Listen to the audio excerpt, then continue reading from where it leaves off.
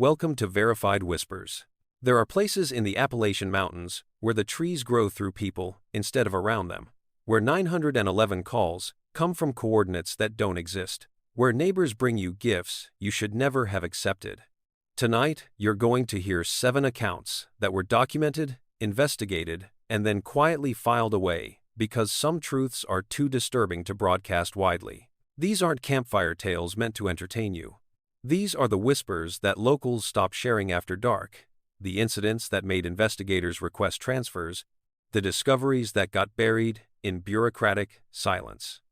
Before we begin, understand something: the people who experienced these events weren't looking for horror. They were foresters doing surveys, dispatchers answering phones, scientists collecting samples. They were just working in the mountains when the mountains decided to show them what's really out there. What you're about to hear happened to real people in documented locations, and some of them never made it back down to tell anyone what they found. 7 stories. 7 different ways the Appalachians revealed themselves. And if you make it through all of them, you'll understand why certain valleys stay empty and why some job postings in these regions never get filled. Let's begin with a surveyor who discovered that someone was still counting in an abandoned house where no one had lived for decades. If these accounts make you reconsider your next hiking trip, hit that subscribe button and turn on notifications, because Verified Whispers brings you the documented encounters that make people abandon the mountains entirely. Now, let's talk about what the surveyor found carved into every surface of that counting house.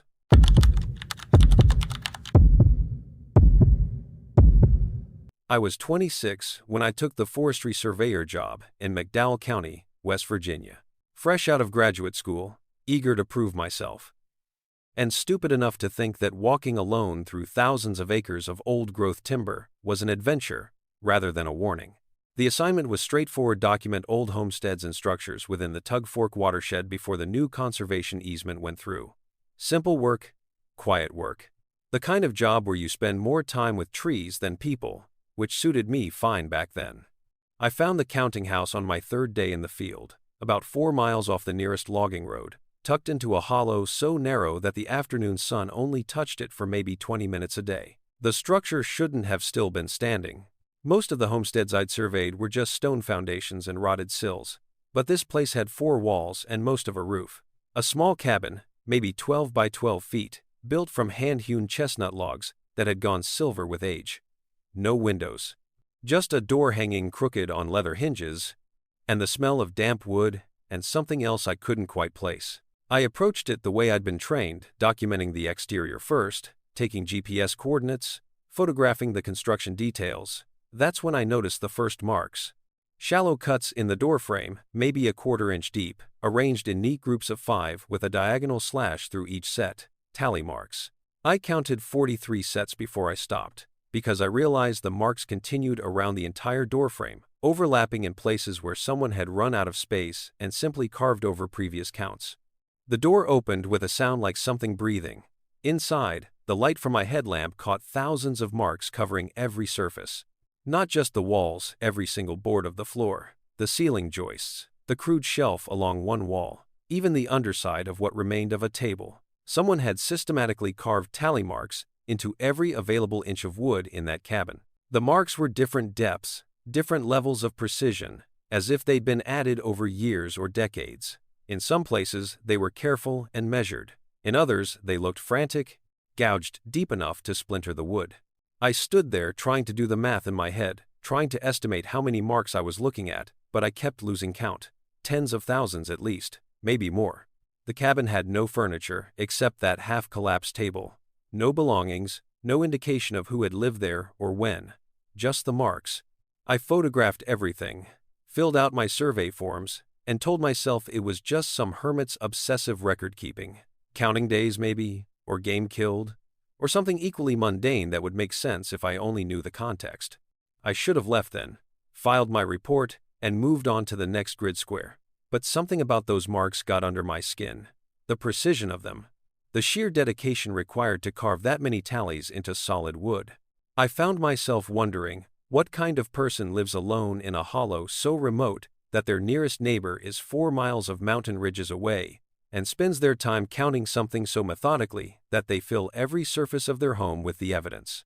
I made camp maybe 200 yards from the cabin that night. Close enough that I could check on it again in the morning before moving on. I told myself I was being thorough, documenting everything properly. But the truth was, I couldn't stop thinking about those marks. I kept seeing them when I closed my eyes. Neat groups of 5, slashed through, over and over again, counting towards some total I couldn't begin to calculate. The sound woke me around 2 in the morning, a rhythmic scratching, like someone dragging a knife across wood grain. Soft enough that I almost convinced myself it was branches against the cabin's exterior, but too regular for wind. Too purposeful. I lay in my sleeping bag listening to that patient scratch, scratch, scratch for maybe 10 minutes before I grabbed my headlamp and walked back to the clearing. The cabin sat exactly as I'd left it, door hanging open, no light inside, no movement. But the scratching continued, coming from within.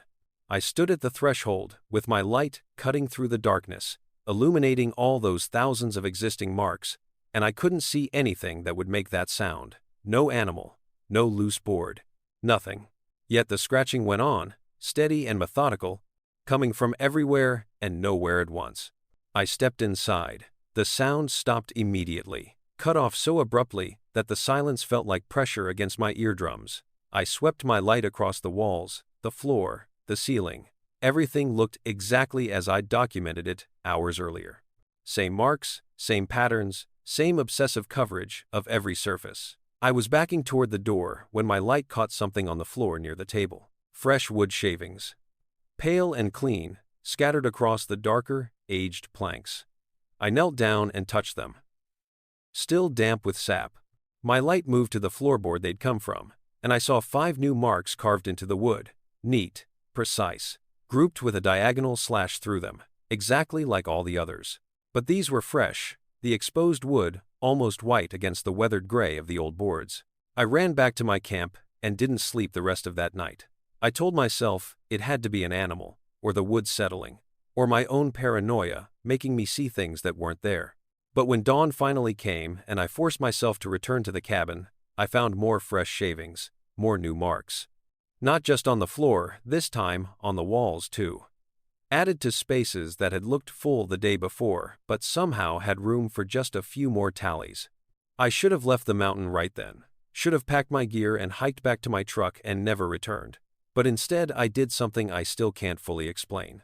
I found a clear spot on one of the wallboards, took out my pocket knife, and carved my own tally mark. Just one.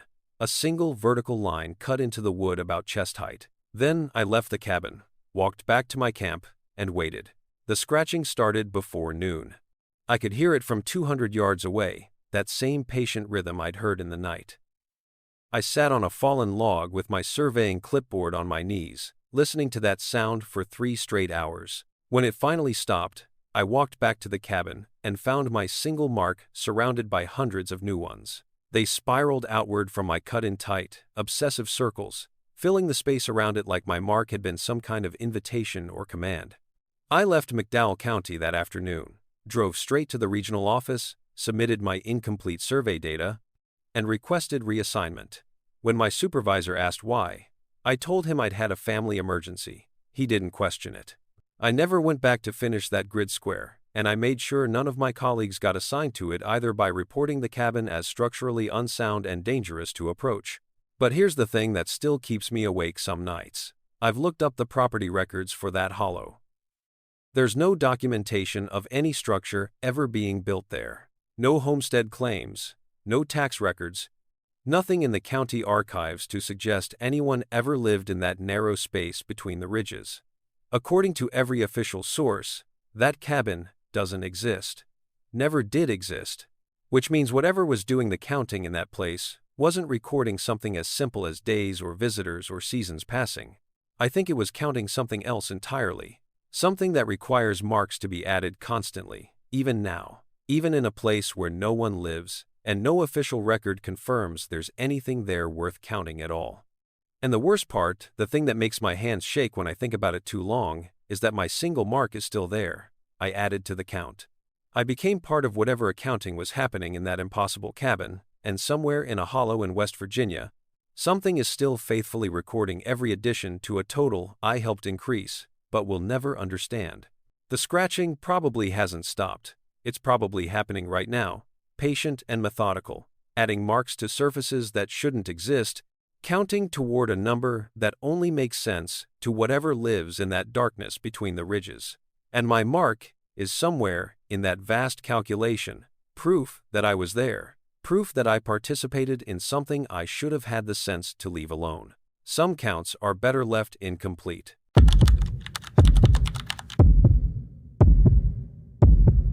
I need to tell you about the calls, not because I want to, but because someone needs to know what's happening at those coordinates, and I'm the only person left who'll talk about it. I worked dispatch for Harlan County, Kentucky for 17 years. Answered thousands of emergency calls, talked people through heart attacks and car wrecks, and domestic situations that would make your stomach turn. You develop a thick skin in this job, or you don't last. But there was one number that showed up on my screen that never got easier, no matter how many times I saw it. The first time was April 2004. Night shift, around 3 in the morning when the board was quiet and I was halfway through my coffee. The call came through on a cell phone, which was unusual back then in the mountains, where coverage was spotty at best. A woman's voice, younger, maybe early 20s, she was whispering, told me she'd been hiking with friends and gotten separated, that she'd fallen down a slope and thought her ankle was broken. She was scared, very scared, and she kept asking me if I could hear something in the background. I couldn't hear anything except her breathing and the rustle of what sounded like wind through trees. I kept her talking, while dispatch tried to triangulate her position. The coordinates came back pointing to a section of Pine Mountain, about 2 miles off the nearest trail. I radioed the sheriff's department, stayed on the line with her for 40 minutes while search and rescue mobilized. She stopped responding around the time the coordinates locked in, just stopped mid-sentence, and the line went dead. Search teams found nothing at those coordinates. No broken vegetation, no signs of foot traffic, no injured hiker. The cell phone company confirmed the call came from that location, but there was nobody there. I thought about that call for weeks afterward, the way her voice had dropped to barely a whisper near the end, how she'd kept asking if I heard it too. Heard what? I'd asked her. She never answered that question directly, just kept saying, "It's getting closer," over and over until the line went silent. The second call came 14 months later. Different voice, male this time, older. He'd been hunting alone and claimed something had chased him off the ridge. He was hiding in what he described as a rock shelter, trying to stay quiet. His voice shook when he talked, and I could hear genuine terror there. I've heard plenty of people scared in my years on dispatch, but this was different. This was primal fear, the kind that makes your voice go thin and high. When I pulled up his location data, my screen showed the exact same coordinates as the first call. Exact same GPS position on Pine Mountain where we'd found nothing before. I immediately flagged it for the sheriff's department, told them we had another call from that location. They sent a team out again. Again, they found nothing. No hunter, no signs of anyone taking shelter, no tracks. Just empty forest at coordinates that kept appearing in our system, like some kind of digital scar that wouldn't heal. That's when I started keeping my own records. Every call from those coordinates, I documented everything. Time, date, what the caller said, how long the call lasted, any background sounds I could identify. The department's official records would show these calls, but they got filed away as false reports or dropped signals. Nobody wanted to admit we kept sending rescue teams to a location where nobody was ever found. It looked bad, made us seem incompetent. So the calls got quietly ignored, and I became the only person tracking the pattern. Over 15 years, I logged 47 calls from those exact coordinates. Different voices every time. Men, women, teenagers, elderly, hikers, hunters, rock climbers, even a couple who claimed their car had gone off the road nearby, though there's no road within 5 miles of that position. The stories varied, but certain details stayed consistent. They were all lost, or injured, or hiding from something. They all sounded genuinely frightened, and every single call ended abruptly, usually with the caller going silent mid-word, like someone had simply switched them off. The calls came in clusters sometimes, 3 in 1 month, then nothing for 8 months, then 2 in the same week. No predictable pattern, except that they always came from the same impossibly precise location, accurate to within 10 feet according to the GPS data. I started dreading night shifts because that's when most of them came through, 2, 3, 4 in the morning. The dead hours when your mind plays tricks and every call feels heavier than it should. I tried talking to my supervisors about it. Suggested maybe something about that location caused cell signals to bounce weird, or there was some technical glitch making it seem like calls originated there when they didn't. Nobody wanted to investigate. We were a small county dispatch center running on a tight budget and spending resources chasing ghost calls that never led to actual rescues wasn't a priority. So, I kept answering those calls when they came through, kept dispatching teams that found nothing, and kept adding to my personal log that nobody else cared about. The call that changed everything came last November. A young voice, couldn't have been more than 16 or 17. Said he'd been camping with his youth group and woke up alone, couldn't find the others, didn't know how he'd gotten to where he was. Standard, lost camper situation, except for the coordinates. When I saw those numbers appear on my screen again, I felt something cold settle in my chest. I kept him talking longer than usual, asking him to describe his surroundings in detail. He mentioned rock formations, a dead tree split by lightning, a slope that dropped off sharply to the east. Here's what made my hands start shaking. I knew those landmarks, not from any of the previous calls, but from my own memory. I'd grown up in Harlan County, spent my teenage years exploring those mountains. I knew exactly where he was describing, and it matched the coordinates perfectly. The dead lightning tree had been there since I was a kid, which meant all those other callers over 15 years had been describing the same real location, seeing the same real landmarks, calling from the same real place, where search teams somehow never found anyone. I made a decision that probably cost me my job eventually. I told him help was coming, ended the call, and clocked out early. Told my supervisor I was sick. Then I drove to Pine Mountain myself. I'd hiked to those coordinates before, years ago, and I still remembered the route. It took me 3 hours in the dark with a headlamp and GPS unit, but I found the spot. The dead lightning tree was there, the rock formations, the eastern slope, everything exactly where it should be. And I found something else. Something search and rescue had apparently walked right past 47 times without noticing. There was a depression in the ground, maybe 8 feet across, that looked almost like a sinkhole but wasn't quite. The earth around it felt wrong underfoot, too soft, like the ground itself was somehow hollow. When I got close to the edge and looked down, my headlamp showed darkness that seemed to absorb the light rather than reflect it. And I heard something rising from that depth, not quite voices, but not quite not voices either. Like someone had recorded emergency calls and played them back at the wrong speed, all layered over each other. Dozens of desperate voices calling for help from somewhere beneath the mountain. I backed away from that depression and didn't stop backing away until I was 100 yards distant. Then I ran, got back to my truck, and sat there shaking until sunrise. I didn't file a report, didn't tell anyone what I'd found. Because how do you explain that every call for 15 years had come from the same hole in the ground? How do you explain that the voices were still there, still calling, trapped somewhere below the mountain, in a darkness that emergency services kept getting dispatched to but could never actually reach? I transferred to a different county 3 months later.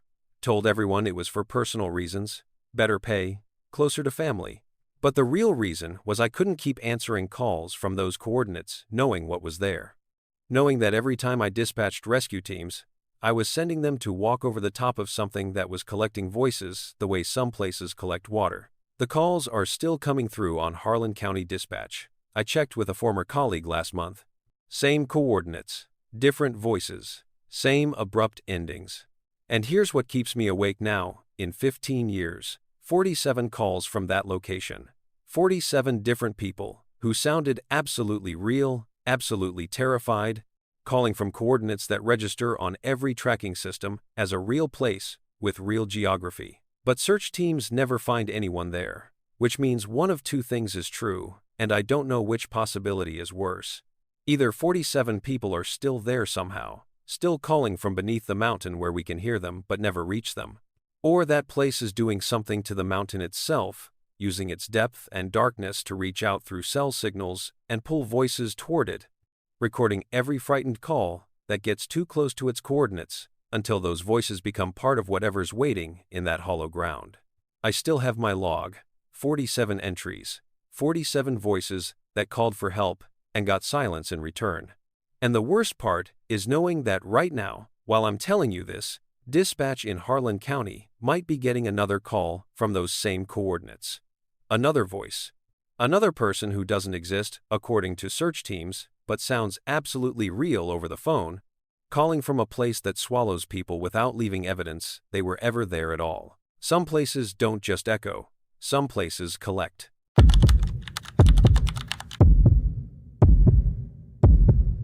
You need to understand something about documentary work before I tell you what happened in eastern Tennessee. When you're filming folklore and traditional practices, you're always walking a line between respect and exploitation. The people who agree to share their knowledge with you are trusting you with something precious, something that's been passed down through generations. We took that responsibility seriously. At least, we thought we did. Now, I'm not sure we understood what we were actually documenting until it was far too late.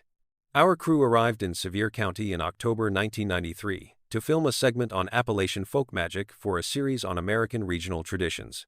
We'd spent months securing permissions, building relationships with locals, proving we weren't there to mock or sensationalize.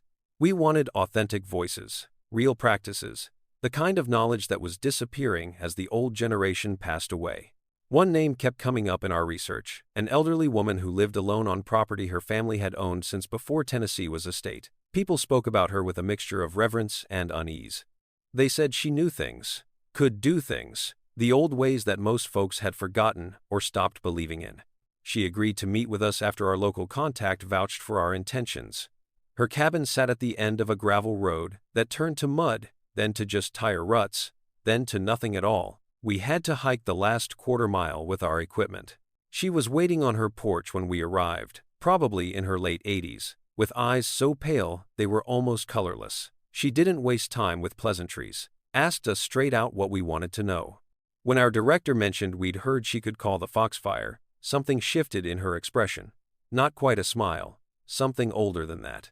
Foxfire is what mountain people call the bioluminescent fungi that grow on rotting wood. It glows in the dark, a cold greenish light that looks almost supernatural if you don't know what causes it. Scientists can explain the chemistry, luciferin and luciferase, enzymatic reactions, nothing mysterious about it, but she told us the old ones knew how to call it.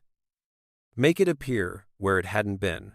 Use it to light their way through the woods, or mark trails, or signal to each other across distances.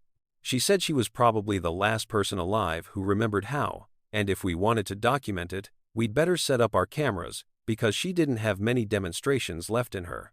We filmed for 3 hours that first day. She showed us how to prepare the wood, what words to speak, what offerings to leave. Our sound technician recorded everything. Our camera operator captured every angle. And when darkness came and she called the foxfire, it appeared exactly where she indicated it would. Soft green luminescence spreading across the prepared logs like liquid light. It was beautiful, eerie. The kind of footage that would make our documentary something special. We were so focused on getting the shot that we didn't pay attention to the patterns the light made. Just documented everything and thanked her, and said we'd return in a few days to film more context and follow-up interviews. She died that night. Heart failure, according to the county coroner. 91 years old, and her body simply stopped. We found out the next morning when we called to confirm our next filming session. Her great-nephew told us she'd passed peacefully in her sleep, and while we were welcome to attend the funeral, there wouldn't be any more filming. We offered our condolences, attended the service, and figured that was the end of our Sevier County segment. We had good footage of her demonstrating the foxfire calling. That would have to be enough. Back at our hotel, we started reviewing the footage to log what we'd captured. Our editor wanted to pull the best takes, mark the time codes, prepare rough cuts. Standard post-production work. That's when things started feeling wrong. The footage of the foxfire itself looked incredible. The green luminescence showed up perfectly on camera, which didn't always happen with bioluminescent phenomena. But our editor kept pausing the playback, rewinding sections, zooming in on particular frames. She asked if anyone else was seeing patterns in the light. Specific patterns. Like the glow wasn't random but was forming shapes. We gathered around the monitor and watched the segment again in slow motion. The foxfire spread across the logs in waves, but if you tracked it carefully, the light moved in deliberate configurations, lines and curves, almost like writing, but not quite. Our director thought maybe it was just pareidolia, our brains finding patterns where none existed. But our sound technician pointed out something else. She'd been reviewing the audio and noticed that the old woman's voice changed slightly during the calling. Her words were in English, but underneath there was something else. Layered beneath the audible track, barely detectable, was another sound. Not quite language, not quite music. Something that made your teeth ache if you listened too closely. We spent 2 days analyzing that footage frame by frame. The patterns became clearer the more we studied them. The foxfire had definitely formed specific shapes, and those shapes repeated in sequences. Our director had a friend at the university who studied linguistics and ancient writing systems. We sent him screenshots of the light patterns without telling him where they came from or what we were filming. He called back within hours, said the patterns looked similar to pre-Columbian symbolic systems, but older, much older. Asked where we'd found these symbols and why they were glowing green. That's when our camera operator started having problems. She couldn't sleep. Said she kept seeing the patterns when she closed her eyes. Except now they were moving differently, rearranging themselves. And she understood what they meant. The patterns weren't just decorative or mystical nonsense, they were specific, personal. Each member of our crew had patterns in that footage that corresponded to them, patterns that spelled out exactly how we were going to die. She told us hers first. Showed us the timestamp where her pattern appeared most clearly. The foxfire had formed a configuration that meant drowning. But not in water, in earth. Suffocation beneath weight. She was so certain about this interpretation that it scared the rest of us. Our director told her to take a few days off, get some rest, stop obsessing over footage that was probably just random fungal growth that our brains were overinterpreting. But she couldn't let it go. None of us could. Because once she pointed out her pattern, we started finding ours. Mine appeared at the 17-minute mark. The foxfire swirled into shapes that I somehow understood meant burning, but slow. Not flames, but heat that built gradually, cooking from the inside. Our sound technician's pattern suggested falling, but the symbolism implied it wasn't the fall that mattered. It was what would be waiting at the bottom. Our director's pattern was the worst. It showed stopping. Just stopping. Like a clock running down, or a heart forgetting its rhythm. The light had literally spelled out our deaths, and we'd captured it all on professional video equipment with timecode and metadata to prove it was real. We tried to rationalize it. Stress, collective hysteria, too many days in remote locations with limited sleep. But the patterns were there in the footage, undeniable and clear. The old woman had called the foxfire, and it had responded by writing our fates in bioluminescent script that we'd carefully documented in high definition. We started arguing about what to do with the footage. Some wanted to destroy it, as if that would somehow undo what had been written. Others wanted to keep analyzing it, find some way to interpret it differently, or prove we were wrong about what the patterns meant. Our camera operator died 6 weeks later, landslide during a shoot in Washington state. She was buried under 12 feet of mud and rock. It took them 3 days to recover her body. The coroner said she'd probably suffocated within minutes, drowning in earth, exactly like her pattern had indicated. The rest of us fell apart after that. Our director had a stroke at 43 years old. Heart just stopped during a morning jog. No warning, no previous conditions. Dead before the ambulance arrived. Our sound technician jumped from a parking garage. The fall didn't kill her immediately.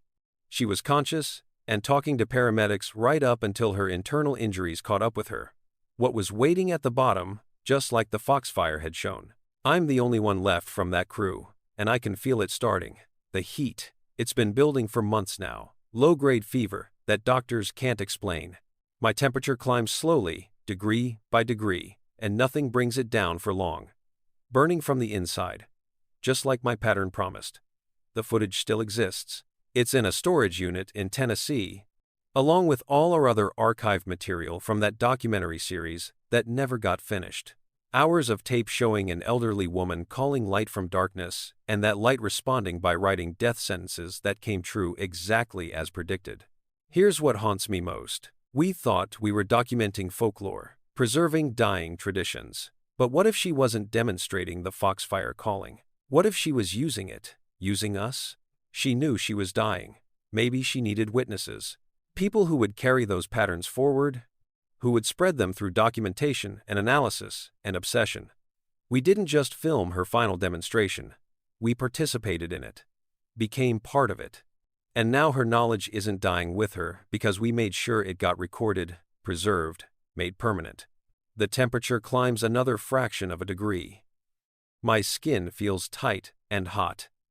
And somewhere in a storage unit, footage continues to exist of the moment we were marked. The moment green light spelled out our endings, while we congratulated ourselves on capturing something authentic. We wanted real Appalachian magic. We got it. And it turns out the old ways work exactly like the old ones promised, perfectly, inevitably, and without mercy. The foxfire remembers. And now, so do I.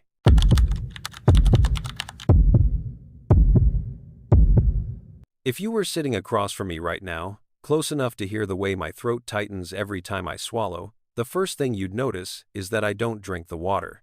Not here, not back home, not anywhere in that part of Virginia where the mountains fold in on themselves and the old mines run like veins under the soil. People think that's paranoia, some leftover fear about contamination, heavy metals, runoff. But that's not why. I stopped drinking the water there for a different reason, and by the time you hear it, you might think twice before you ever cup your hands under a cold mountain spring again. I'm a hydrologist by training. That's the fancy way of saying I study water, how it moves, where it goes, what's in it, and what it does to the people who rely on it. A few years back, I was contracted to work on a long-term study in a coal region of southwest Virginia. Old mining country. Mountains cut open, tunnels driven deep underground, streams altered, aquifers pierced. The goal was straightforward. Assess groundwater contamination in communities built over abandoned mines, test wells, map plumes, identify risk. On paper, it was just another project, another dataset. The first thing that struck me when I got there wasn't the contamination, it was the springs. Every hollow had one, it seemed. Cold, clear water bubbling out of the mountain, running into hand-laid stone basins generations old. Some homesteads had modern wells and still kept the spring, like a backup heart. In textbooks, you see springs as markers of purity, water filtered for years through rock, emerging clean and safe. But the locals didn't treat them that way. Not all of them. It took about 2 weeks before I noticed the pattern. There were springs people bragged about, made me taste, poured into jars with pride. And there were springs people walked past without looking at. Springs they didn't mention unless I asked directly. Springs that had stonework around them just as old, clear, cold water flowing just as strong, and no one would drink from them. They'd wash clothes in them, sometimes water livestock, but you couldn't pay them to put that water in their mouths. I mapped them anyway. Part of my job. Every point of emergent groundwater got a dot on my map, a sample bottle in my kit, and a label in my notebook. When I asked one older man why his family never drank from the spring straight behind his house, but hauled water from another one half a mile up the ridge, he wouldn't look at me. Just spat in the dirt and said, "That water keeps things." At first I thought he meant contaminants, maybe an old tank leak, some forgotten chemical dump. I asked what kind of things. He worked his jaw for a long minute, then said, "You drink from there. You don't just get water, you get all what's ever died under it." We use the other one. People in the mountains have a way of speaking that folds 10 meanings into 5 words. You can't take them all literally, but you can't write them off either. I noted his comment and took my sample. The water came out cold enough to numb my fingers through the glass. No color, no smell beyond that clean mineral scent you get in deep rock aquifers. It looked perfect. Back at the temporary field lab we set up in an old community building, I ran my usual tests. pH, conductivity, hardness, dissolved metals, bacterial counts. The bad spring from behind that man's house came back cleaner than most municipal water systems. No coliforms, metals well below any concerning levels. If anything, it was safer chemically than the spring they hauled from up the ridge. On paper, that water was as good as it gets. I brought the results back to him, printouts and charts and all, told him this was some of the cleanest groundwater I'd ever seen. He listened politely, nodded in the right places, then said, "You go on and drink it then." There was no challenge in his voice, no anger, just a resignation that made the hairs on my arms stand up, like he already knew how that would end. I didn't, not then. The first incident happened about a month into the project. I was sampling a cluster of springs above an old mine entrance that had caved in decades ago. The company had pulled out and left behind nothing but rusting equipment and a sagging concrete portal choked with vines. The valley below had a stream known for orange staining from iron and other runoff, so I was interested in whether any of that was leaching upward, reaching the springs people used. There was one spring higher up the slope than the others. It trickled out from under a cracked slate outcrop, collected in a rock basin that looked carved by hand, though weathered enough to seem natural. No house nearby, no paths.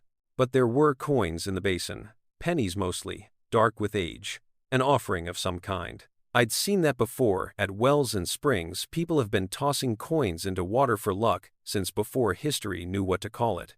I fished one out with my gloved fingers. The metal had that slick, soft feel of something that had been submerged a long time. I was hot, tired, and stupid. That's the combination, if you're curious. I'd been hiking up and down that ridge all morning with a heavy pack. Sweat plastered my shirt to my back. I'd drained my field bottle an hour earlier, figuring I'd refill it from tested sources on my way back down.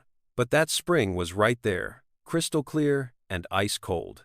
It called to the part of my brain that still believed running water in the mountains was automatically safe. You already know what I did. You can feel it, can't you? That little tightening in your chest, the urge to say, don't. I know because when I think back on that moment now, I feel you sitting there across from me, wanting to reach out and catch my wrist before I do it. I dipped my hands in and brought the water to my mouth. The first sensation wasn't taste, it was temperature. It was so cold it burned, a pain that shot up my teeth and into my sinuses, like the worst brain freeze you've ever had, but sharper, deeper. I swallowed before I could think not to, and that cold spread down my throat and into my chest. For a second it felt almost good, cooling the heat of exertion. Then I was somewhere else. It happened between one heartbeat and the next. I was on the slope above that busted mine, knees bent, pack cutting into my shoulders, and then I was not. The world tilted and pressed in. My lungs seized up, my eyes were open but saw nothing. Every sense collapsed into one thing: weight. It wasn't like drowning in water. You've maybe choked on a drink before, felt liquid go down wrong, a panic as your body tries to cough it out. This was different. There was no movement. The pressure was absolute, crushing from all sides.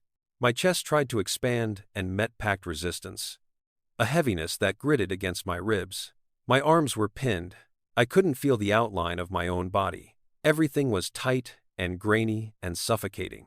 I didn't hear rushing water or panicked shouts. I heard something else, the groan of timbers bending, the crack of rock shearing, a distant, muffled roar, like the earth itself had screamed once and then closed its mouth. My mouth was open. I know it was, because I could feel grit grinding against my teeth, grinding between my tongue and palate. Every breath I tried to take brought in more dust, more fine particles, abrasive and invasive, filling every surface inside me. I couldn't move, couldn't blink, couldn't even properly panic. There was no room in my head for anything but the next impossible breath. Something pressed across my back and chest at the same time, a crushing embrace that made my spine feel like a twig between stones. And all around, all through that pressure, was cold. Not the clean chill of the spring, hibernating cold. The cold of places where light never reaches and time doesn't exactly pass, it just settles. It could have been 3 seconds or 3 hours. I know that's a cliché, but you lose the ability to measure time when each heartbeat feels like it might be your last. The only thing that existed was the overwhelming certainty: this is how I die, buried. Not in a coffin, not in a grave with a stone to mark it, but under rock and soil, under a mountain that shrugs off, screams like dust. I didn't have room to thrash. My soul could thrash, but my body was fixed, a specimen pinned under the thumb of the earth. And then, just like that, I was back. The weight vanished. My lungs expanded sharply, dragging in air so fast I choked on it. I was on my knees beside the spring, hands sunk in cold water up to my wrists, fingers numb. I jerked back so hard I slipped on the moss and landed on my backside. The world tilted into focus, the call of a distant bird, the buzz of an insect near my ear, the white hiss of the spring pouring itself into the basin like nothing had happened. I sat there gasping. One hand clawed into the dirt behind me, the other clutched to my chest. My heart pounded against my ribs like it still expected to meet resistance and couldn't believe it was finding space to move. My mouth tasted of grit. I spat and saw tiny dark grains in the saliva, like I'd been chewing coal dust. You might think I doubted myself in that moment, tried to rationalize it as a panic attack, a heat stroke, hallucination, something normal and explainable. I wish that had been my first instinct. Instead, all I could think was, that's what it feels like. That's what they felt. The miners. The ones buried when the tunnels collapsed, when the roof gave way, when the earth rushed in to fill the spaces men had carved out of its body. That night, back in the rented room the county put me up in, I dreamed of it. Not just a vague memory of pressure and darkness, but detailed, specific sensations. I could feel the weight of another body pressed into mine, ribs against ribs, as we both tried to breathe the same pocket of vanishing air. I could smell oil and sweat and something metallic that might have been blood. Somewhere in the dark, a voice muttered a prayer in a mountain accent thick enough to chew, and the last word stretched out into a nothing that never ended. I woke up with my fingernails broken and dirt under them. The next day, I did something I'm not proud of. I went back to that spring. Every rational part of me argued against it. I'd logged the sample. I had no professional reason to be there. But something in me needed to know if what I'd experienced was a one-time break, some freak neurological event, or something tied to that specific water. I didn't drink it this time. I dipped my finger in and tasted just enough to wet my tongue. It hit like a flashback instant, full body. 1 second I was crouched on the slope, the next, I was deep. Not in the same place as before. Deeper. This time, I wasn't pinned horizontally. I was upright, more or less, with rock pressed against my chest and back, my arms caught at my sides. I could feel the drag of something heavy against my legs, the way my boots were wedged into rubble. There was no groaning wood now, no recent collapse. This was older. Everything had settled. The air was thin and stale, and tasted of stone and old, old fear. I knew, with a certainty that bypassed language, that I was feeling the last minutes of someone who had died under that ridge decades ago, maybe a century. A miner, almost certainly. Someone who'd fallen behind, or been caught in a pocket. The details weren't important. The emotion was resignation, a strange, hollow kind of acceptance that came after the struggling stopped. You might think that would feel peaceful. It didn't. It felt like being erased inch by inch, and knowing there was nothing you could do to stop it. When I lurched back into myself again, I threw up beside the spring until there was nothing left in me but trembling. My tongue tasted like iron. When I spit the last time, there were black flecks in it that didn't look like anything I'd eaten. I stopped sampling springs alone after that. Started making excuses, bringing interns or local assistants along so I'd have an anchor to the present. I never touched the water to my lips again. But I kept my ears open. And once I knew what I was listening for, the stories started coming. They didn't talk about contamination, those families who avoided certain springs. They talked about bad dreams if you drank from them. Nightmares that weren't like usual dreams. They describe lying in their beds and suddenly being somewhere else, feeling the roof come down, feeling the weight, feeling their mouths fill with earth. Some said it never went beyond sleep, just dreams. Others admitted, quietly, that it had happened while awake too, after a quick drink on a hot day. Like a memory that wasn't mine, one woman said, twisting her wedding ring. Like I was borrowing someone's dying for a minute. The pattern was too strong to ignore. Every avoided spring sat above or downslope from documented mine collapses or flooded tunnels. I cross-referenced historical records, old company filings, faded newspaper clippings, in case after case. The ground beneath those springs held the bodies of miners who had never been recovered. The mines had filled, the shafts sealed, the earth smoothed over. But the water still moved through those spaces, seeping around bones, filling helmets, lapping against boots that would never take another step. Water is a solvent. That's Hydrology 101. Given enough time, it picks up everything it touches. Minerals, chemicals, history. What no one ever really taught us is that it might carry experience too. Not metaphorically, literally. Those springs, the ones everyone avoided, were fed by flow paths that passed through the spaces where men had died slowly, trapped in the earth. Over the years, the water had soaked in every gasp, every prayer, every final terrified thought. And when it came back to the surface, clear and cold, it remembered. I wrote none of that in my official report. Can you imagine? Recommend further study because water appears to transmit traumatic dying experiences to those who ingest it.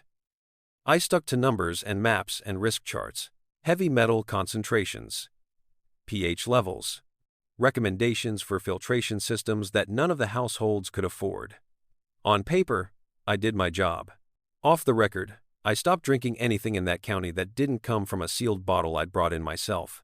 Even then, sometimes I'd take a sip and feel that phantom tightness in my chest, just for a moment, and wonder if some pipeline had crossed some aquifer that crossed some forgotten shaft. Because once you understand what water can remember, you stop trusting the illusion of separation. Underground, it's all connected. The project ended. I left the mountains. But the mountains didn't quite leave me. Sometimes, when it rains hard at night where I live now, I wake up choking, hands clawing at the air. In that half second between dream and waking, I'm back under there, under thousands of tons of rock, lungs full, not of water, not of air, but of the dust of my own life, ground into nothing. If you ever find yourself high on some Appalachian ridge, sweating, thirsty, and you come across a spring that looks perfect, clear, cold, stones set around it like someone cared enough to frame it, but the nearby house has a rain barrel instead, or the people you're with step around it without comment, don't be the outsider who laughs and drinks anyway. Don't assume you know better because you understand parts per million and they understand stories. They're not afraid of what's in the water in the way my reports talked about it. They're afraid of who is in it. And if, despite everything, you do take that drink, if the cold hits you and the world goes heavy and silent, and you suddenly can't tell where your body ends and the mountain begins, remember this. It doesn't just mean you're dying. It means you've joined a long, unbroken chain of breaths, one last gasp, added to a reservoir of endings that the water will carry forward, again and again, to the next thirsty fool who thinks pure only means clean. The water in those mountains isn't just old. It's haunted. And haunted things don't just let go.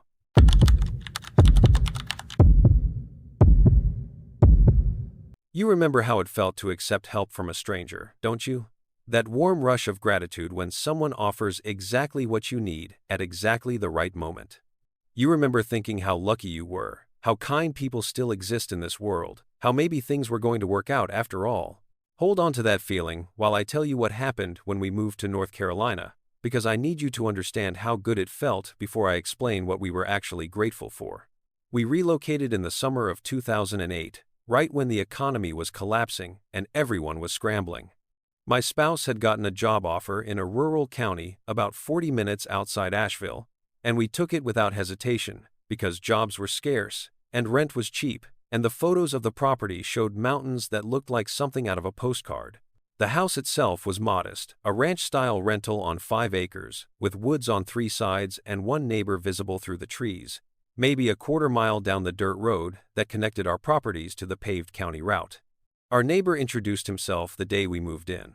Older man, probably mid-70s, with that lean, weathered look of someone who'd spent their whole life working outdoors.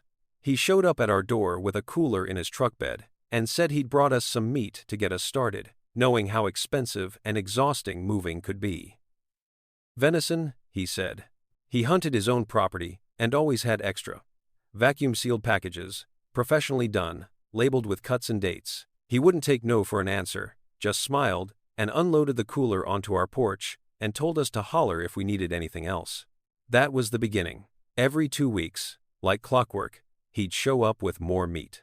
Sometimes venison, sometimes what he said was wild boar. Occasionally something he'd call mountain beef, that was darker and richer than store-bought. We tried to pay him, tried to refuse.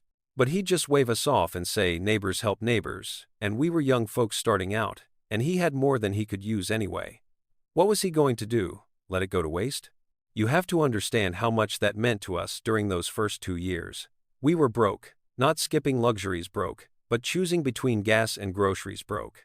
My spouse's job paid less than promised, and my freelance work was spotty. We had months where that free meat was the difference between eating protein and not eating protein. We weren't just grateful. We were dependent, and he never made us feel small about it. Never lorded it over us or made it transactional. Just kept showing up with that cooler. Kept smiling that grandfatherly smile. Kept saying he was happy to help. We invited him for dinner a few times to say thank you. Cooked the meat he'd given us, served it with whatever vegetables we could afford.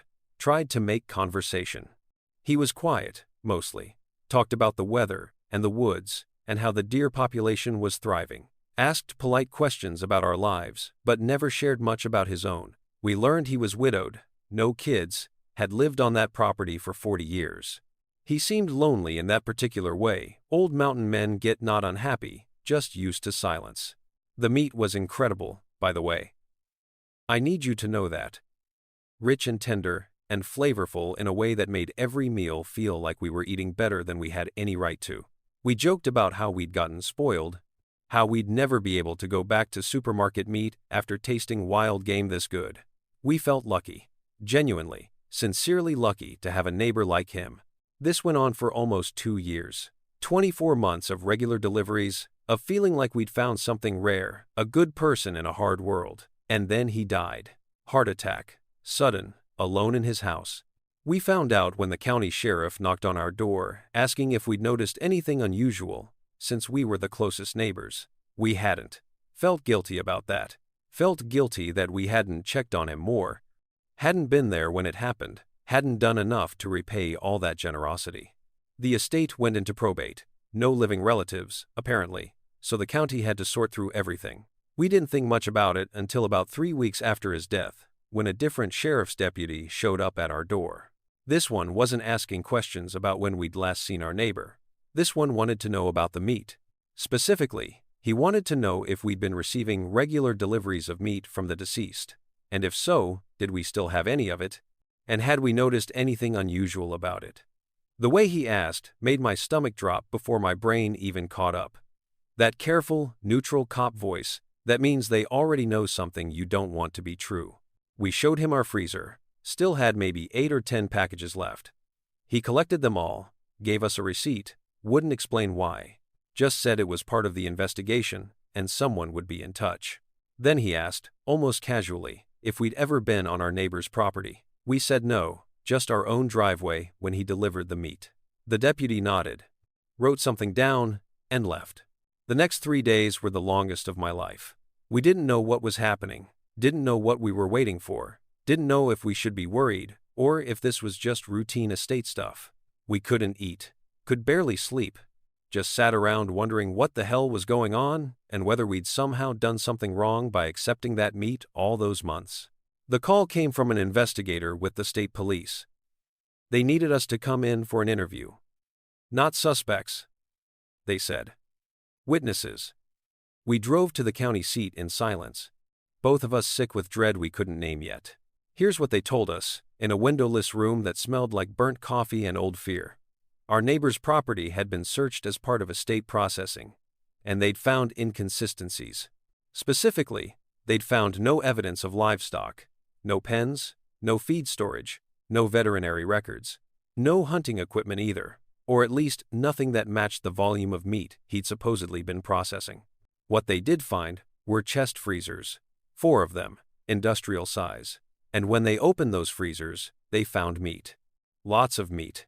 Vacuum sealed, labeled, organized.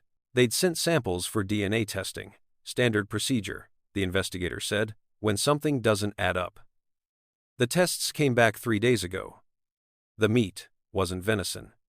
Wasn't boar. Wasn't any kind of animal you'd find in those mountains. I want you to sit with that for a second. Really sit with it. Because I had to. We both had to. We sat in that interview room while the investigator explained in careful, clinical terms what the DNA results showed. And my brain just kept skipping like a scratched record. Kept trying to rewind to some point where this could still make sense, where there was some explanation that didn't make me want to claw my own skin off. They asked us how much we'd consumed, how often, whether we'd shared any with friends or family, whether we'd gotten sick, whether we'd noticed anything unusual about the taste, the texture, the appearance. We answered like robots.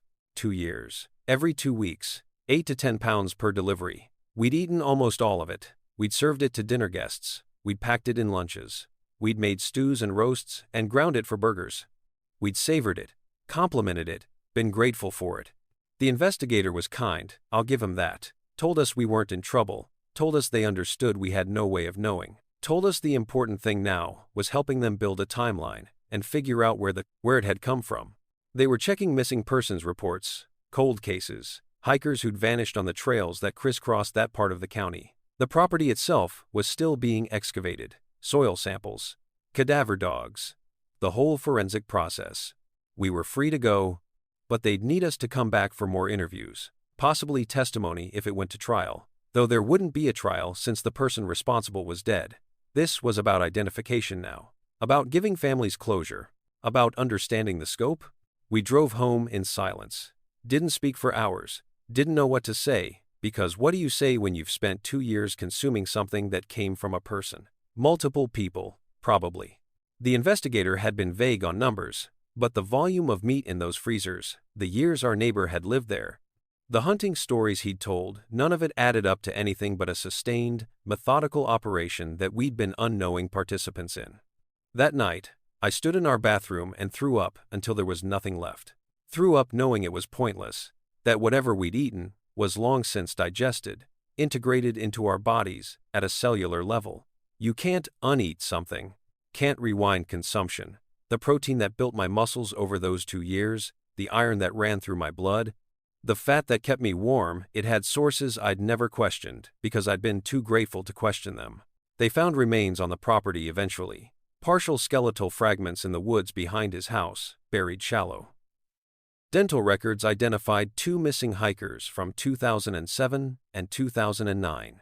A third set of remains couldn't be matched to anyone in the system. There were probably more they didn't find. The cadaver dogs hit on multiple sites, but the property was large, and the mountain soil doesn't preserve evidence well. We moved 3 months later. Couldn't stay in that house, couldn't stay in that county, couldn't stay anywhere near those mountains that had felt so beautiful and safe when we arrived. We don't talk about it much, even to each other. What is there to say? Sorry doesn't mean anything. Anger doesn't have a target. Disgust doesn't change facts. But here's the thing that keeps me awake. The thing I need you to understand, because it's the real horror underneath all of this. It tasted good. I remember every meal. Remember thinking how tender it was, how flavorful, how much better than anything we'd eaten before. Remember feeling satisfied after dinner, full in a way that cheap pasta and canned vegetables never made us feel. Remember being grateful. And that gratitude, that warm, genuine thankfulness for his generosity, that's what makes me want to tear myself apart. Because we weren't just tricked into eating something horrible. We enjoyed it, savored it, asked for more, felt lucky to have it. You think you'd know, you think your body would reject it, that some instinct would kick in and warn you. But it doesn't work that way. There's no primal alarm that sounds when you cross that line. It just tastes like meat, rich, dark, tender meat that made us feel like we were finally eating well after months of struggling. And every time I remember how good it tasted, how satisfied I felt, how grateful we were to that kind old man who just wanted to help his young neighbors, that's when the real nausea hits. They tell us there's no health risk now. What's done is done. They offered counseling, which we refused, because what's a therapist going to say that makes this okay? They closed the case as best they could, buried what remains they found, marked the property for remediation before resale. But sometimes I wake up in the middle of the night and I can still taste it. That rich, savory flavor we thought was wild game, seasoned by mountain air and a skilled hunter's hand. And I know, with a certainty that lives in my bones now, bones that were partially built from those meals, that some violations can't be undone, some knowledge can't be forgotten, some gratitude curdles into something so poisonous that it changes the architecture of who you are. We were good neighbors. We said thank you. We invited him to dinner. We ate what he gave us with appreciation and joy. And that's the thing about monsters, isn't it? The real ones don't announce themselves. They bring you exactly what you need, at exactly the right time, and they make you grateful. They make you complicit in small, invisible ways, until the day you find out what you've really been consuming all along. The meat tasted good. I need you to understand that. It tasted so good. And I'll never forgive myself for how much I enjoyed it.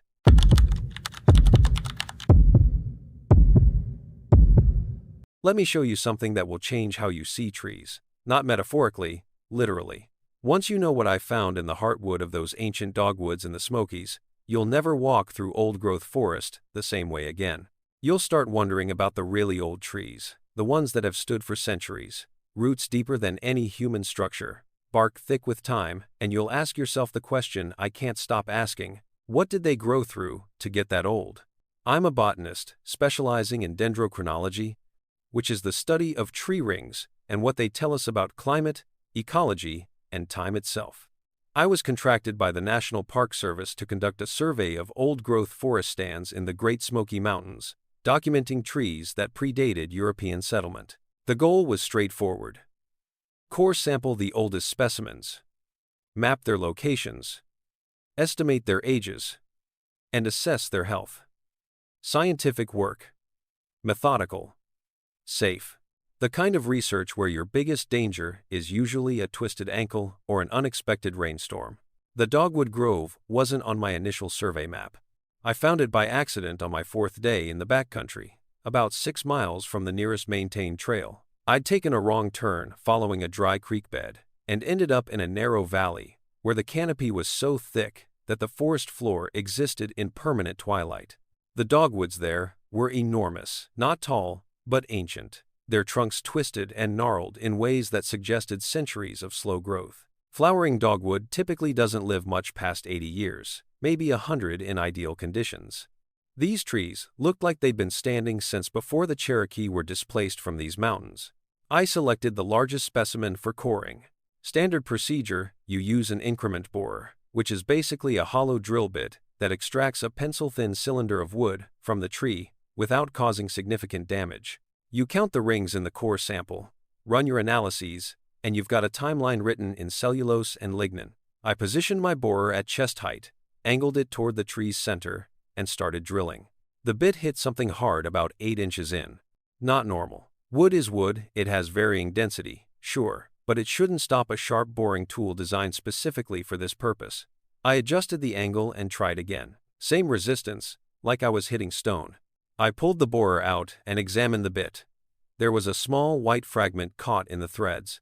I assumed it was quartz or limestone, some mineral deposit the tree had grown around. I picked it out with my forceps to clear the bit. It was a tooth. Specifically, a human molar with an amalgam filling. I stood there, holding that tooth in my latex-gloved hand, trying to make it make sense. Trees grow around objects, sometimes old fence wire, bullets, horseshoes. You find them in the wood when you're cutting lumber, these artifacts swallowed by decades of growth.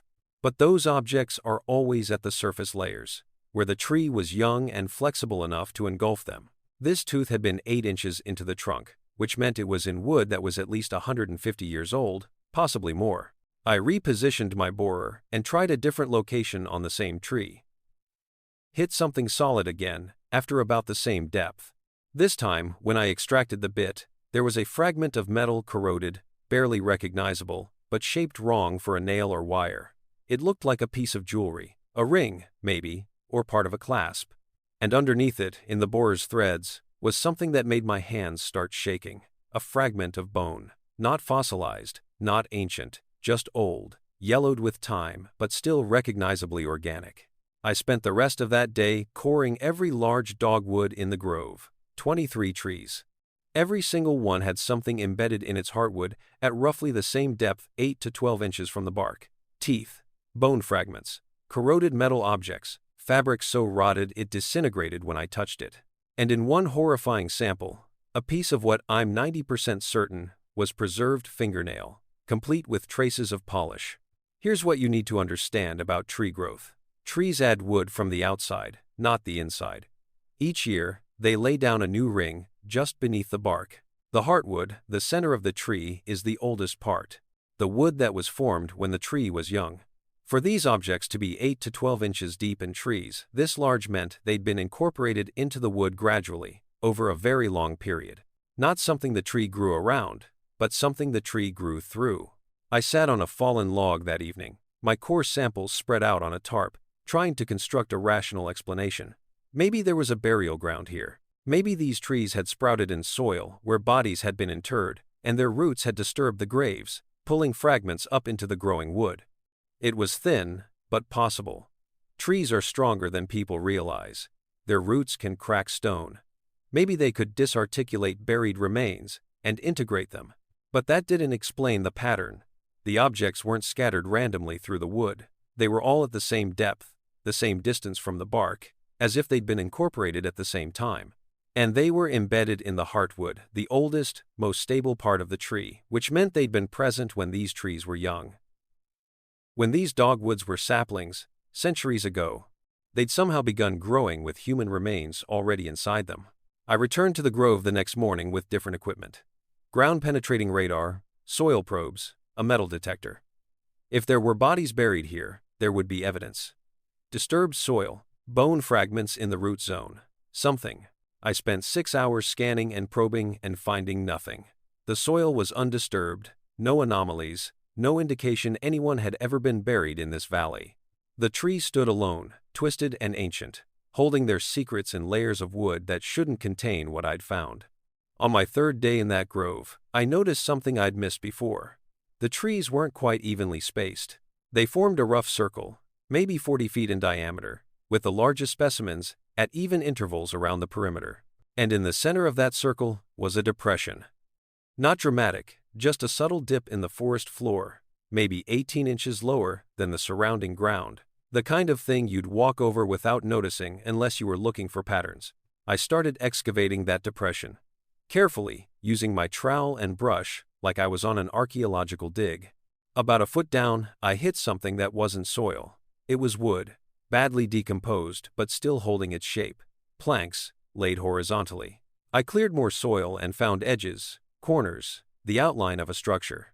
A platform, maybe 8 feet square, built from hand-hewn lumber that had to be at least 200 years old, based on the decay. There were no bodies on the platform, no bones, no artifacts, nothing to indicate human remains, just rotted wood and the dirt that had filtered down through the gaps over centuries. But when I looked up at the circle of dogwoods surrounding the depression, I understood something that made my skin go cold. The trees weren't growing around this space, they were growing toward it. Their trunks all leaned slightly inward, angled in a way that wasn't natural, wasn't random. They'd been drawn to this center point over the course of their long lives, pulled by something that had stood here when they were young, something that had stood still long enough for saplings to approach it, long enough for young, flexible wood to begin growing not around it, but through it. I thought about the objects in the heartwood. Teeth, bones, metal, fabric, the remains of people. And I thought about the platform, a structure designed to hold something above the ground, to keep it elevated, to put it on display or offer it up. And I thought about the Cherokee who'd lived in these mountains before they were driven out, and the stories they'd told about the deep woods, and the things that lived there, and the sacrifices made to keep those things satisfied. But mostly, I thought about the placement of those artifacts, 8 to 12 inches into wood that had grown for centuries. Which meant the people those teeth and bones belonged to hadn't been buried or placed in the ground for the trees to grow around. They'd been standing upright on that platform when the dogwood saplings began to approach them. Standing still while young trees grew close enough to touch. Standing still while flexible young wood pressed against flesh. Standing still while the trees began to penetrate. You can make a human body stand still in a lot of ways. Restraints, stakes, heavy stones. But all of those methods leave evidence, and I found none. No metal, no rope marks on the bones, nothing to suggest these people were forced to remain in place while the trees consumed them. Which leaves only one possibility that I keep trying not to think about, but can't escape. They stood willingly. I started researching historical accounts of disappearances in the Smokies. Not the modern cases, hikers who wander off trail and get lost, but older ones. Records from the 1700s and early 1800s, before the park existed, when these mountains were still frontier. I found dozens of accounts. People who walked into the woods and never returned. Most were written off as animal attacks or accidents or simple cases of getting lost in unfamiliar terrain. But a few had details that made my research notes feel heavy in my hands. They described people who'd been seen walking into the forest in a strange state, not quite awake, not quite asleep, moving steadily toward specific locations despite family members calling them back. One account from 1803 described a woman who walked barefoot into the mountains during winter, and when her husband tried to follow, she told him the trees were calling, and she finally understood what she was meant to do. They never found her body. Another account from 1847 mentioned a man who spent 3 days standing motionless in a clearing, refusing food or water, speaking occasionally about becoming part of the mountain. His family forcibly brought him back to their settlement. He died 2 weeks later, and the journal entry noted that his body had unusual markings patterns on his skin that looked like bark. I'm not supposed to share what I found in those dogwoods. The Park Service classified my findings as culturally sensitive and restricted access to that valley pending further investigation. But I've seen the preliminary reports from the forensic anthropologists they sent in. They cored more trees, expanded the search area. They found the same patterns in dogwood groves throughout the park, dozens of locations, hundreds of trees, all growing with fragments of human remains in their heartwood, all positioned at depths, suggesting the integration happened while the people were alive and standing. The oldest trees in the Smokies are over 500 years old. Some of the dogwoods in those groves showed evidence of multiple incorporations, layers of human material at different depths, suggesting this has been happening for centuries, maybe longer. Generations of people walking into the forest and standing still while the trees grew through them, adding their bones and teeth and identities to the permanent record of the forest floor. I can't explain the mechanism. Can't explain how trees penetrate living tissue without killing immediately. Can't explain why people would remain standing during the process, which, based on the growth patterns, would have taken years. The wood grows slowly. A tree doesn't engulf something overnight. These people stood still for seasons, for years. Possibly. Rooted in place, while the forest claimed them inch by inch, cell by cell. Until there was no distinction between wood and bone. I dream about them sometimes, standing in those groves, feeling the pressure of young wood against their skin, watching the seasons change while their bodies slowly merge with the trees. I dream about the moment when they realized they couldn't move anymore, when the wood had grown through enough of them that pulling away would mean tearing themselves apart. And I dream about the moment when that stopped mattering, when they'd been standing so long that they forgot they'd ever been anything other than part of the forest. The scariest part isn't that it happened. The scariest part is that I understand the appeal. There's something seductive about permanence, about becoming part of something that will outlive you by centuries.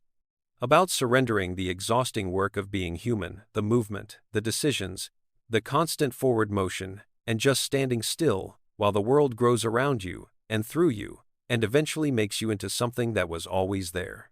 I haven't been back to the Smokies since my contract ended. I'm supposed to submit my final report next month, but I don't know what to write. How do you document something that suggests the old-growth forests we've been trying so hard to preserve are, in some sense, monuments? Not to nature's persistence, but to something else. Some old agreement between the mountains and the people who loved them enough to stop moving, to stand still, to let the trees decide what they would become. The dogwoods are still there, still growing, still adding rings, still holding their testimony in wood that will outlast anything we can build or record or remember. And somewhere in those mountains, there might be someone standing right now, feeling the first tender pressure of young saplings against their skin, listening to the call that made all the others stop walking. The trees are patient. They've been here longer than any of us. And they'll be here long after, growing slowly, adding rings, preserving in their heartwood the evidence of everyone who loved these mountains enough to become them. I just hope, when my time comes, I'll have the courage to keep walking.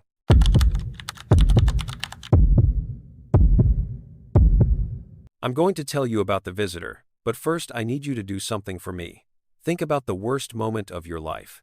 Not the saddest or the scariest, the moment when you felt the most alone, the most worthless, the most certain that nobody would care if you simply stopped existing. Hold that feeling in your mind while I talk, because that's the doorway. That's how it finds you. And once you understand that, you'll understand why I'm terrified every single day that I'll hear its voice again, and this time I won't have the strength to ignore it. I worked as a mental health outreach coordinator in eastern Kentucky for 6 years. My job was to drive to the most isolated communities in the region, places where the nearest clinic might be an hour away, over mountain roads, where people still relied on wells and wood stoves, where getting help meant admitting weakness to neighbors who'd known your family for generations. I'd set up in community centers or churches or sometimes just people's living rooms, and I'd talk to anyone who needed someone to listen. Depression, anxiety, addiction, trauma, the whole spectrum of human suffering, concentrated in valleys so remote that cell service was a luxury, and hope felt like something that happened to people in other places. The first time I heard about the visitor was from a woman in her 40s who lived alone in a trailer at the end of a gravel road that turned to mud every time it rained. She'd called our crisis line 3 times in 2 weeks, always late at night, always saying she needed to talk to someone, but then going quiet when we asked what was wrong. I drove out to check on her on a Tuesday morning when the fog was so thick I could barely see 10 feet ahead of my truck. She looked exhausted when she answered the door. Not just tired, hollowed out, like something had been scooped out of her, and the shell was all that remained. We sat at her kitchen table, and she told me she'd been hearing a voice. Not auditory hallucinations, she was careful to clarify. Not something in her head, an actual voice, outside her window at night, speaking so softly, she had to strain to hear it. And the thing was, the voice knew things about her. Personal things. Painful things. Things she'd never told anyone because the shame of them was too heavy to share. The voice told her it understood. Told her it knew exactly how she felt because it had watched her carrying that pain for years. Told her she didn't have to carry it anymore. Told her there was a way to put it down permanently, to walk away from it, to finally rest. All she had to do was follow the voice. Just step outside. Just walk into the woods. Just keep walking until she found the place where the voice was calling from, and everything would stop hurting. She'd gotten as far as her porch twice before fear pulled her back inside, but the voice kept returning, night after night, and it was getting harder to resist, not because it was threatening or aggressive, because it was kind, because it understood her in a way no person ever had. Because when you're that deep in darkness, the promise of oblivion starts sounding like mercy. I did what I was trained to do. Connected her with psychiatric services, arranged for medication evaluation, set up regular check-ins. Told her about intrusive thoughts and depression, and how the brain can create narratives that feel external when you're in crisis. Professional, compassionate, thoroughly rational, and completely useless, as it turned out, because 3 weeks later I got another call about another person in another isolated hollow describing the exact same thing. Different voice, same pattern. Whispers outside the window at night. Intimate knowledge of their deepest pain. Gentle encouragement to walk into the woods and find relief. This time it was a middle-aged man who'd been sober for 2 years but was barely holding on. The voice told him it knew how hard he'd been fighting, how tired he was, how much easier it would be to just stop fighting. Told him there was a place in the mountains where people who hurt too much could finally rest. No judgment, no failure, just peace. All he had to do was walk. He'd gotten farther than the first woman, made it a 1/4 mile up the ridge behind his house before sunrise broke the spell, and he realized he was standing in the woods in his bare feet, with no memory of deciding to leave his house. When he looked down, his feet were cut and bleeding from the rocks and roots he'd walked over without feeling. He'd been so focused on following the voice that pain hadn't registered. I started tracking the reports. Not officially, there was no official category for voice in the woods that knows your trauma and wants you to walk into the mountains. But in my personal notes, I documented every case. Over the next 8 months, I collected 16 accounts from different people in different communities spread across 3 counties. The details varied, but the core was always the same. A voice that appeared during their lowest moments, a voice that understood their pain with impossible intimacy, and an invitation to walk into the hollers and find relief. None of them could describe exactly what the voice sounded like. When I pressed them, they'd struggle to find words. Not male or female. Not young or old. Just understanding. Like the voice was whatever they needed it to be in order to trust it. Some described it as sounding like someone they'd lost. Others said it sounded like a better version of themselves. One person told me it sounded like forgiveness made audible. 4 of the 16 people I documented didn't come back. 3 were found eventually, bodies discovered in remote areas, miles from where they'd last been seen, with no shoes. They'd walked until hypothermia or exhaustion or falls had stopped them. The 4th was never found. Search and rescue covered hundreds of acres and came up empty. Just gone. as if the mountains had accepted the offering. I should have stopped then. Should have recognized I was dealing with something beyond my training, beyond mental health intervention, beyond anything I could address with crisis plans and medication referrals. But I didn't, because I had that professional arrogance that makes you think you can fix anything if you just apply enough science and compassion. I thought I could find the pattern, identify the risk factors, develop an intervention strategy. I thought I was helping. The voice came for me on a February night when I was at my absolute lowest.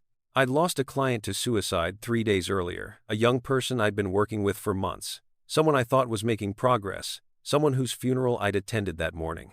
The guilt was crushing. I kept replaying our last conversation, picking apart every word I'd said, every sign I'd missed. I was sitting in my car outside my apartment, unable to make myself go inside, unable to do anything but sit in the dark and feel the weight of my failure. That's when I heard it. Soft, barely audible, over my own breathing. Coming from outside the car, somewhere in the dark parking lot. My name, spoken with such tenderness that my chest ached. And then, I know how much it hurts. I know you think you failed. But you didn't. You were exactly what they needed. The pain was just too big. It's too big for you too, isn't it? I can see how heavy you're carrying it. You don't have to anymore. There's a place where people like us can finally put it down. The understanding in that voice was absolute. It knew about the client I'd lost, knew about the others I'd lost over the years, knew about every moment of doubt and guilt and exhaustion I'd accumulated, knew about the night I'd sat in my bathroom with a bottle of pills and talked myself out of it by thinking about the people who needed me. The voice knew all of it, and it didn't judge, it just offered relief. I opened my car door. I stepped out into the February cold without my coat. I started walking toward the tree line at the edge of the parking lot. And the voice kept speaking, kept reassuring me, kept pulling me forward with promises of rest and understanding, and an end to the hurting. Every step felt right. Felt like finally making the correct choice after years of fumbling in the dark. I made it 20 feet before my phone rang. The sudden noise broke whatever trance I'd fallen into, and I stopped. The voice stopped too.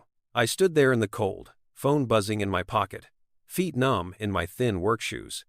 And I realized I'd been about to walk into the woods, behind my apartment complex in the middle of winter, following a voice that had somehow known my name and my pain and exactly what to say to make giving up sound like wisdom. I ran back to my car, locked the doors, and drove to the nearest 24-hour diner. Sat under fluorescent lights, surrounded by strangers, until sunrise. Didn't go home for 3 days. When I finally did, I requested a transfer to a different region. Told my supervisor I was burned out and needed a change. She understood. Everyone in this field burns out eventually. But here's what I didn't tell her, what I haven't told anyone until now. The voice wasn't wrong. It did understand. Every word it said about my pain, my guilt, my exhaustion, it was true. And the relief it promised, the end to hurting, I wanted that. Part of me still wants it. That's what makes it so dangerous. It's not a predator that attacks. It's a seduction that offers exactly what you need in your darkest moment. And the only thing that makes it monstrous is where it wants to take you. I left eastern Kentucky, but the reports didn't stop. I still have contacts in the region. People who know I track this phenomenon. They tell me about new cases. People who hear the voice during their worst nights. Some resist, some walk. The ones who walk and survive come back changed, not better, but not worse either. Just emptier, as if they left something essential in those hollers that they can never reclaim. The ones who don't come back are found without shoes, if they're found at all. Always without shoes. I've never gotten a satisfactory explanation for that detail, but I think I understand it. Shoes are practical. Shoes are for people who plan to return. You don't need shoes if you're walking toward permanent rest. You don't need anything except the voice telling you it's okay to stop fighting, and the darkness of the hollers accepting what you're willing to give. I don't work in mental health anymore. I couldn't. Every time someone told me they were struggling, every time I saw that particular emptiness in someone's eyes, I'd wonder if they'd heard it too. If they were fighting the same invitation I'd almost accepted, and I couldn't help them because the truth is, I don't know how to fight it. I only know I got lucky. My phone rang at the right moment. I broke the spell. But luck isn't a treatment plan, and I couldn't keep taking people's trust when I knew there was something hunting them that I had no tools to address. Sometimes, late at night, when I'm alone and the darkness feels especially heavy, I hear it again, just the faintest whisper at the edge of my awareness, like a memory of a voice rather than a voice itself. It still knows my name, still knows exactly what hurts, still offers the same relief. And the terrifying thing, the thing that makes my hands shake when I let myself think about it too long, is that someday, when the pain gets heavy enough and I'm tired enough and alone enough, I might not have a phone to ring at the right moment. I might not get lucky twice. The hollers are patient. The voice is patient. It doesn't force anyone. It just waits for the moment when the hurting is bigger than the fighting, and then it offers a way out that sounds like kindness. And for people who are already standing on the edge, already wondering if anyone would notice if they disappeared, that kindness is the most dangerous thing in the world. I survived my encounter with it, but I'm not sure I escaped it. I think once it knows your name, once it's mapped your pain, you're marked somehow. A door has been opened that can never be fully closed. And every night I go to sleep wondering if tonight will be the night I'm weak enough to answer when it calls again. The saddest part is understanding that everyone who walked into those hollers, everyone who followed the voice and never came back, they weren't weak, they were just human. Just people who hurt too much for too long and were offered relief by something that understood them better than anyone else ever had. And in their final moments, walking barefoot through the dark toward a promise of peace, I don't think they were afraid. I think they were grateful. And that's the real horror. Not that something in the Appalachian hollers hunts suffering people, but that what it offers, an end to pain, delivered with perfect understanding and infinite patience, is exactly what some part of us has been desperately seeking all along.